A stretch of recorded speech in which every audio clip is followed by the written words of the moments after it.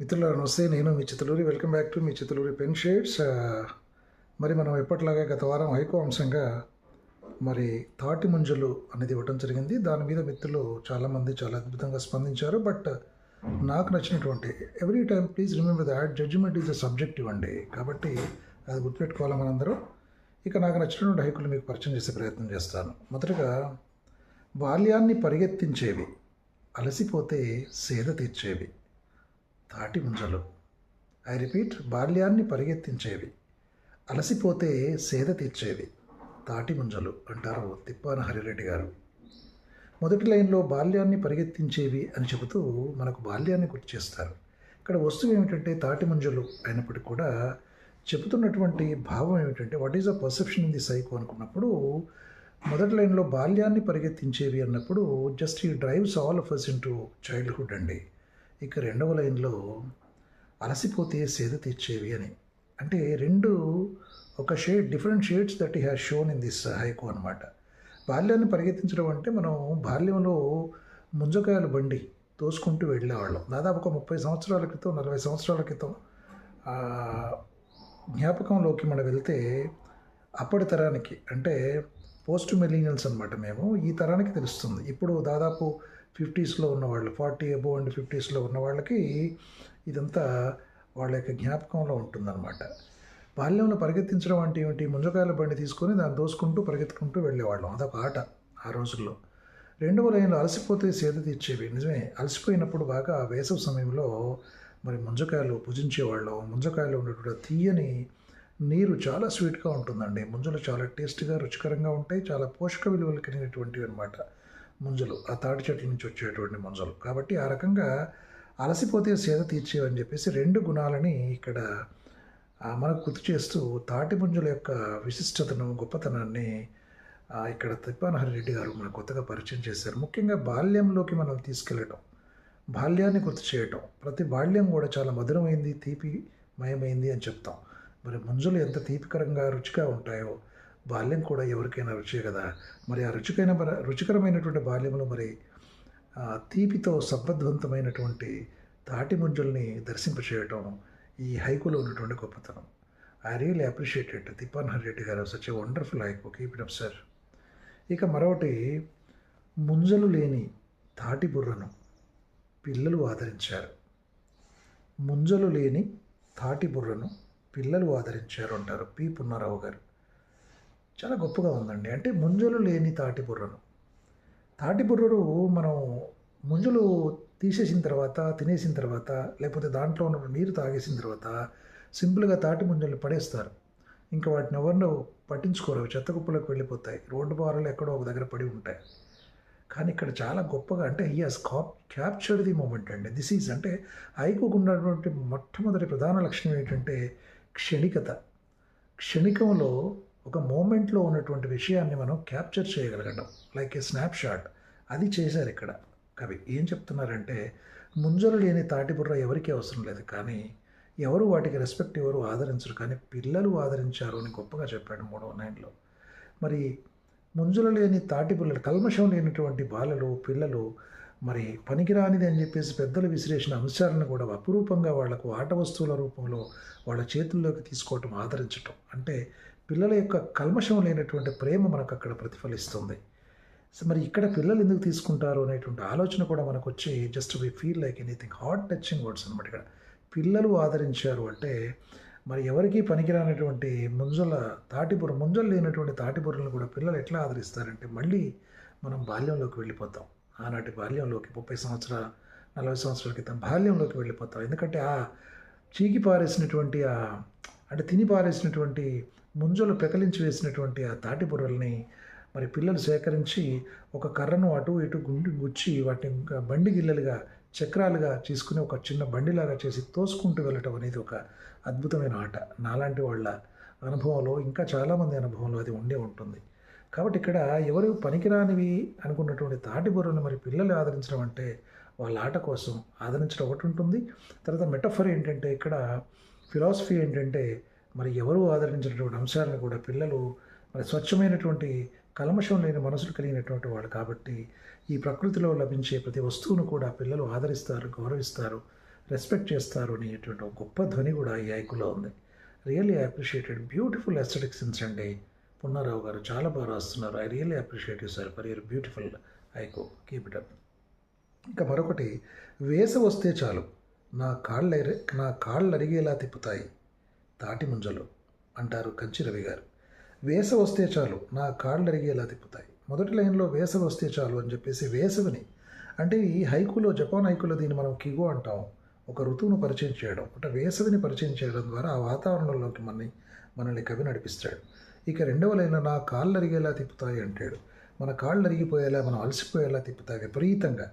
ఏం తిప్పుతాయి ఎందుకు? తాటి ముంజలు అంటారు. తాటి ముంజలు ఎట్లా తిప్పుతాయి బా అనేటువంటి ఆలోచన మనకు వస్తుంది. తాటి ముంజలు తింటాం కదా అంటే, తాటి ముంజలు తిన్న తర్వాత తాటి బుర్రలు, ఇన్ఫ్యాక్ట్ ఎక్స్క్యూజ్ మీ, అంటే తాటి ముంజలు తినిపారేసిన తర్వాత మిగిలినటువంటి ఆ తాటి బుర్రల్ని బండి చక్రాలుగా చేసుకుని మళ్ళీ ఇందాకటి యొక్క కవితలాగానే, ఇందాటి యొక్క హైకలాగానే అట్లాంటి వాతావరణంలోకి మళ్ళీ మనల్ని అవి drive చేస్తాయన్నమాట.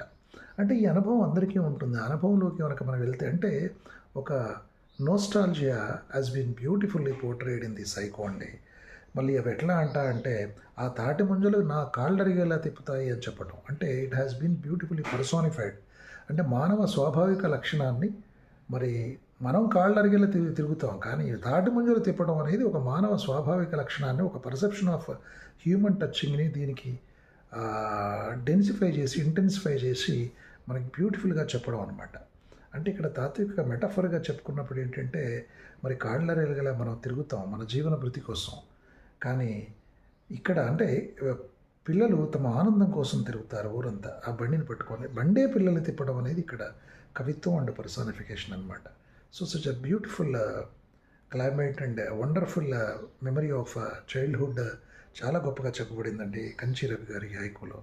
I really appreciate you sir, keep it a wonderful haiku. ఇక తర్వాత తాటి ముంజలు మనుషుల్లోని స్వచ్ఛతను ప్రశ్నిస్తూ మీ చిత్తలూరి రాసిన హైకు. మొదటి లైన్లో తాటి ముంజలు అని చెప్పేసి విషయాన్ని, వస్తువును పరిచయం చేయడం అనేది ఉంది. ఇక రెండవ లైన్లో మనుషుల్లోని అంటారు.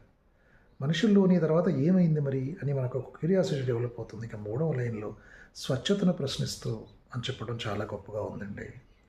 మనుషుల్లోని స్వచ్ఛతను ప్రశ్నిస్తూ అని మళ్ళీ మనం రీరీడ్ చేసుకుంటాం హైకోని. తాటి ముంజలు మనుషుల్లోని స్వచ్ఛతను ప్రశ్నిస్తున్నాయట. అంటే ఎవరైనా ఒక వ్యక్తిని మనం ప్రశ్నించే ముందు మనల్ని మనం ప్రశ్నించుకోవడం కూడా అవసరమే. ఆల్రెడీ తాటి ముంజలు ఇక్కడ మెటఫర్ అండి, ఇది తాత్వికత. తాటి ముంజలు ఆల్రెడీ తమను తాము ప్రశ్నించుకున్నాయి, తమలోని స్వచ్ఛత వాటికి కనబడింది. ఆ తర్వాత వెంటనే ఎదురుగా ఉన్నటువంటి మనుషుల్ని ప్రశ్నించాయి. తాటి ముంజలు ఎదురుగా ఉన్న మనుషుల్ని ప్రశ్నించడం అనేది ఇది కూడా అగైన్ పర్సానిఫికేషన్. అంటే మానవుడి యొక్క స్వాభావిక లక్షణాన్ని, ప్రశ్నించే స్వభావాన్ని తాటి ముంజలకు ఆపాదించి చెప్పాడు ఇక్కడ కవి.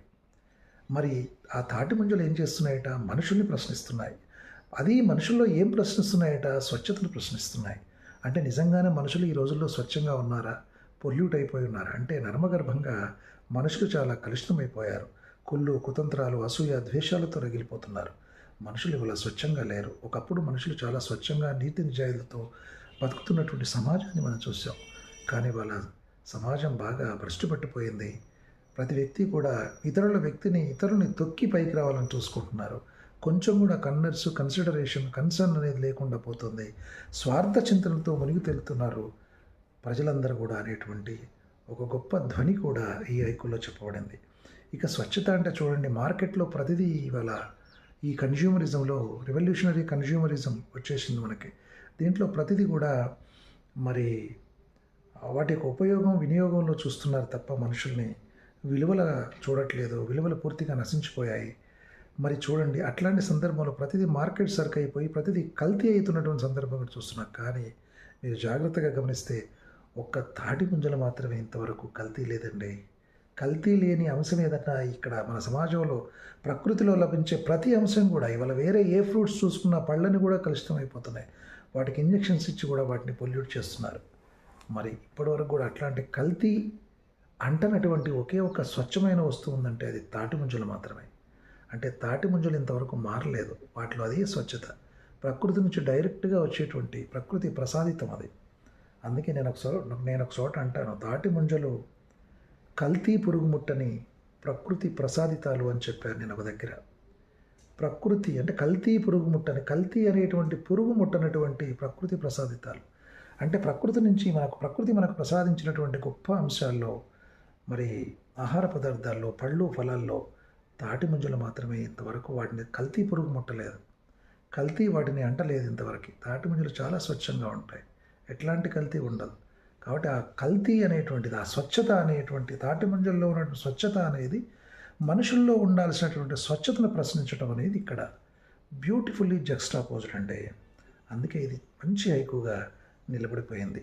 మనుషుల్లో అనేక కోణాలు మనకు గుర్తొస్తాయి. అంటే తాటి ముంజల్లో ఉన్నటువంటి స్వచ్ఛత మనుషుల్లో ఉంటే కూడా ఎంత బాగుండు, మనుషుల్లో స్వచ్ఛత ఉండాల్సిన అవసరం ఉంది, మనుషులు ఓపెన్ మైండెడ్గా ఉండాల్సిన అవసరం ఉంది అని కూడా ఇండైరెక్ట్గా the poet is aspired for this అని చెప్పేసి మనకు చాలా అద్భుతమైనటువంటి ధ్వని ఈ హైకులో పలికించాడు. కాబట్టి చాలా మంచి అద్భుతమైన హైకుగా మనం దీన్ని చెప్పుకోవచ్చు. Such a beautiful, I really appreciate the poet Chittaluri for such a beautiful haiku అండి. సో కాబట్టి ఇవి తాటి ముంజల మీద మనకు వచ్చినటువంటి హైకులు, నాకు బాగా నచ్చినటువంటి హైకులు మీ ముందుకు తెచ్చే ప్రయత్నం చేశాను. Anyhow, thank you for watching this video. So ఇట్లాంటి అద్భుతమైనటువంటి హైకు అనాలిసిస్ కోసం మీకు మంచి ఎంటర్టైన్మెంటు, తర్వాత కవిత్వం అనేది మనుషుల్ని శుద్ధిపరుస్తుందండి, ఆలోచనను రేకెత్తిస్తుంది. మరి ప్రకృతిలోంచి మరి హ్యూమన్ నేచర్ని బ్లెండ్ చేసి చూపించేటువంటి హైకు చదివితే మనుషులకు మన మనసుకు కూడా హాయిగా అనిపిస్తుంది. కాబట్టి ఇట్లాంటి హాయి ఒలిపేటువంటి మరి హైకు అనాలిసిస్ని మీకు కావాలంటే మరి చూస్తూనే ఉండండి మీ చిత్తలూరి పెన్ షేడ్స్ అనేటువంటి యూట్యూబ్ ఛానల్. మరి నా ఈ విశ్లేషణ హైకుల పరిచయం మీకు నచ్చినట్లయితే లైక్ చేయండి, సబ్స్క్రైబ్ చేయండి, షేర్ చేయండి. మీ Chittaluri pen shades. Love you all.